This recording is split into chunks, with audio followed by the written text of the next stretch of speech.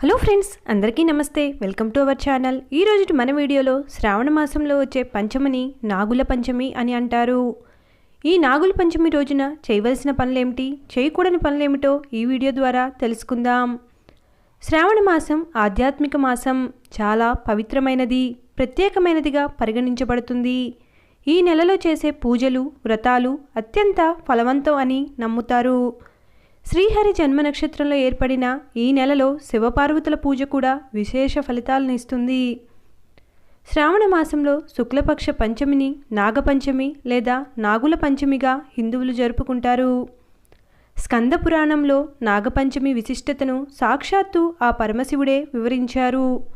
ఆదిశేషుని సేవకు సంతోషించిన శ్రీ మహావిష్ణువు ఓ వరం కోరుకోమంటే అందుకు శేషుడు తాము ఉద్భవించిన పంచమి రోజు నాడు సృష్టిలోని మానవాళి అంతా సర్వపూజలు చెయ్యాలని ప్రార్థించాడు. ఆదిశేషుని కోరికను మన్నించిన శ్రీహరి శ్రావణ శుద్ధ పంచమి రోజున సర్పపూజలు చేస్తారని అనుగ్రహించారు. నాగపంచమి నాడు నాగదేవతను పూజించటం వల్ల మనిషికి ఉన్న కష్టాలన్నీ తొలగిపోతాయని అందరి విశ్వాసం. అలాగే ఈరోజు పేదలకు, నిరుపేదలకు ఆహారం అందిస్తారు. ఈ రోజున నాగదేవతను పూజించటం, దానం చేయటం ద్వారా ఎవరి జాతకంలోనైనా కాలసర్పదోషం ఉంటే ఆ దోషం నుంచి విముక్తి లభిస్తుంది. నాగపంచమి ఎప్పుడు వచ్చింది? హిందూ క్యాలెండర్ ప్రకారం ఈ సంవత్సరం శ్రావణ మాసంలోని శుక్లపక్ష పంచమి ఆగస్టు 9, 2024 ఉదయం 8:15 ప్రారంభమవుతుంది. మరుసటి రోజు అంటే ఆగస్టు 10 ఉదయం 6:09 ముగుస్తుంది. ఆగస్టు 9 సూర్యోదయానికి పంచమి తిథి ఉండటం వలన ఆగస్టు 9న నాగపంచమి జరుపుకుంటారు. అసలు నాగపంచమి రోజున ఏమి చేయాలి? నాగ చతుర్థి రోజున అంటే నాగపంచమికి ముందు రోజు ఉపవాస వ్రతాన్ని ప్రారంభించాలి. గరుడ పంచమిగా పిలువబడే నాగపంచమి రోజున ఉదయాన్నే కుటుంబ సభ్యులంతా నిద్రలేచి ముందుగా ఇల్లు శుభ్రం చేసుకుంటారు. తలంటు స్నానం తరువాత నిత్య పూజ చేయాలి. అనంతరం సమీపంలో ఉన్న నాగదేవత ఆలయం వద్ద పూజలు చేస్తారు. పుట్ట వద్ద నీళ్లు జల్లి ముగ్గు వేసి పసుపు కుంకుమలు పెడతారు. దీపం, అగరొత్తులు వెలిగించి నాగదేవతకు మొక్కుతారు. అనంత, వాసుకి, తక్షక, కర్కోటక, పింగళ అనే 5 నాగదేవతలను మనసులో స్మరించుకుంటారు.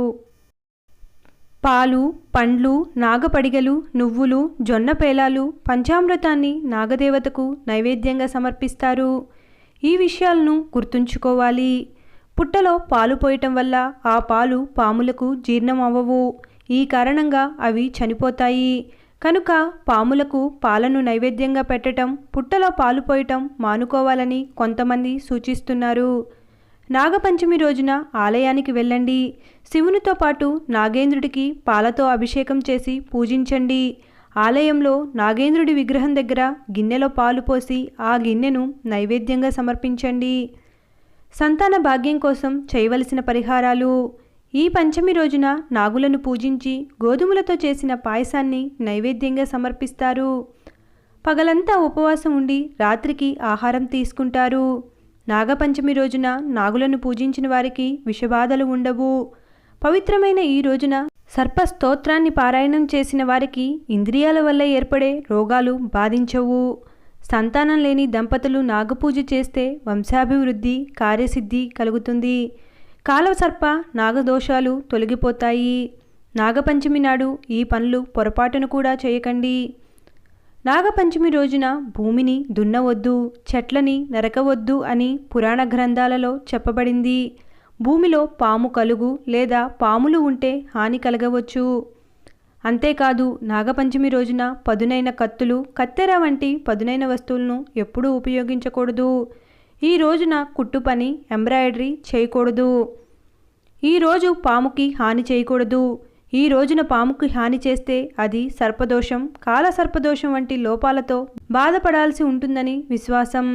Thanks for watching. ఈ వీడియో కనుక మీకు నచ్చినట్లయితే please like, share and subscribe to my channel. Thank you.